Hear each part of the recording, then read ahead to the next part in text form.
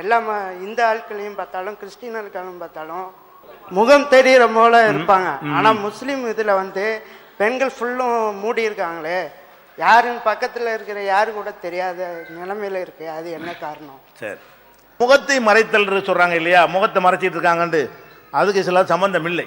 சில பெண்கள் அப்படி மறைக்கிறார்கள், எங்க மார்க்கத்தில் அப்படி சொல்லவே கிடையாது. இன்னும் சொல்ல போனால் இந்த பெண்களுக்கான இந்த ஆடை விஷயத்தை இஸ்லாம் சொல்லும் பொழுது குர்ஆனில் சொல்லப்படுகிறது, முஸ்லிமான பெண்கள் வந்து தங்கள் உடலை வந்து மேலாடைகளால் போர்த்தி கொள்ள வேண்டும் அப்படின்னு சொல்லும் பொழுது அவர்கள் அறியப்பட வேண்டும் என்கிற ஒரு வாசகத்தை குர்ஆனில் சொல்லப்படுகிறது. இந்த ஆடைகளை போர்த்திய பிறகு அவர்கள் அறியப்பட வேண்டும். அறியப்பட யாருன்னு தெரியணும், யார் என்று தெரியும் வகையில் தான் உடலை மறைத்துக் கொள்ள வேண்டும் என்று குர்ஆன் தெளிவாக சொல்லுகிறது. நபிகள் நாயகம் காலத்தில் எத்தனை பெண்கள் வந்து நபிகள் நாயகத்தை வந்து பார்த்து கேள்வி கேட்க வருகிறார்கள், யார் என்று தெரியும் தான் வந்தார்கள், முகத்தை மூடிக்கொண்டு வரவில்லை. கருப்பு நிற பெண் வந்தார்கள், இந்த மாதிரி பெண் வந்தார்கள், வயசான கிளை வந்தார்கள் என்றெல்லாம் அந்த அறிவிக்கப்படுகிற செய்தியை அவங்க முகத்தை பார்த்திருக்கிறார்கள் என்பதற்குரிய ஆதாரமாக இருக்கிறது. அதனால் இந்த முகத்தை மறைத்தல் என்பது வந்து பிற்காலத்தில் யாரோ உண்டாக்கின ஒரு சித்தாந்தம் தானே தவிர ஒரு மனிதன் தன்னை யார் என்று அடையாளப்படுத்திக் கொள்வதை மறைக்குமாறு இஸ்லாம் சொல்லவே கிடையாது. அதனால பெண்களும் முகம் தெரியணும், கை தெரியணும், மற்ற விஷயங்களை மறைத்துக் கொள்ள வேண்டும். குறிப்பிட்ட கலரில் இருக்க வேண்டியதில்லை, ஏதாவது ஒரு ஆடை வைத்து மறைத்துக் கொள்ள வேண்டும். அப்ப முகமும் தெரியாமல் மறைத்துக் கொண்டு இருப்பார்களே, ஆனால் அது குர்ஆனுடைய கட்டளைக்கு மாற்றமானது. அல்லாஹ் அப்படி சொல்லவே இல்லை, நபிகள் நாயகம் அப்படி சொல்லவே இல்லை. இன்னும் சொல்ல போனா இந்த முகத்தையும் மறைத்துக் கொள்ளுதல் என்பது பல தவறுகளுக்கு இடம் கொடுக்கும். என்ன தவறு இடம் கொடுக்கும்?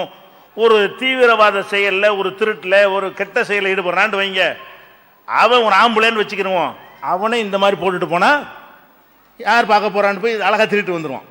இந்த நம்ம முகத்தை மறைத்து கொண்டு சில பெண்கள் பழகுவது ஒரு கெட்ட எண்ணத்தோடு செய்கிற ஒரு ஆம்பளைக்கு கூட துணையானி யார் நீக்கிய பார்த்துட்டு இருக்க போறான், அந்த மாதிரியான ஒரு நிலையெல்லாம் ஏற்படும்.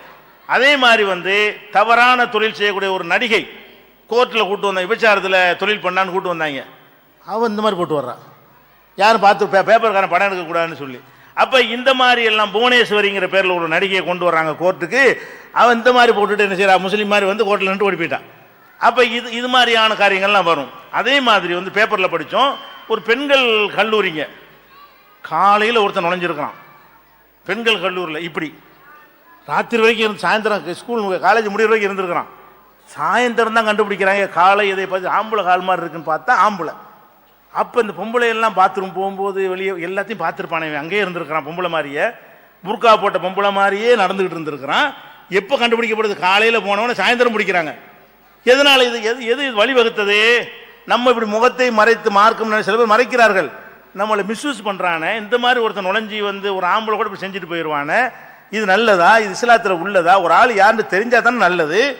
ஒருத்தன் வண்டியில் போகிறான், பின்னாடி முகம் தெரிகிற மாதிரி போனாங்கன்னா கரெக்டான ஆள் விளங்கிடலாம்.